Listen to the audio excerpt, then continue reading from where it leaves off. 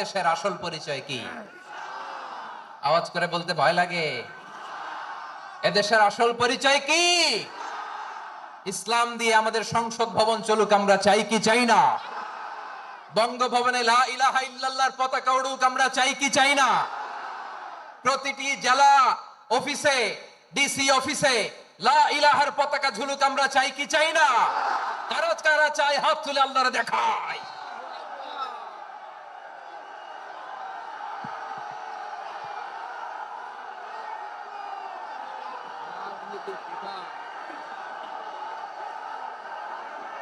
জাপানের দুইটা উদাহরণ দেই, খেয়াল করে একটু শুনেন, বুঝবেন।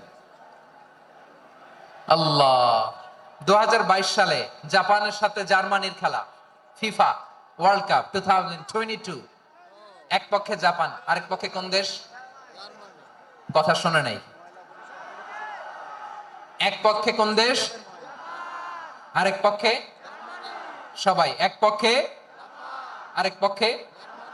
ওই খেলায় জিতেছিল জাপান, জিতেছিল 22 সালের এই ফিফা ওয়ার্ল্ড কাপে জাপান ফুটবল খেলায় জিতে as a part of their celebration তারা খেলার পরে পুরো স্টেডিয়ামটারে ক্লিন করে। The fan base of Japan, lakh lakh মানুষ খেলা দেখতে যায়, তো এত ডাস্টবিনও তো নাই।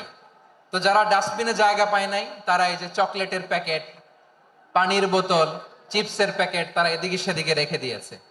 জাপানের ভক্তরা, জাপানের ফলোয়াররা as a part of their celebration তারা খেলার পরে পুরো স্টেডিয়ামের সব ময়লা আবর্জনা ক্লিন করে তারপরে বিদায় নিয়েছে।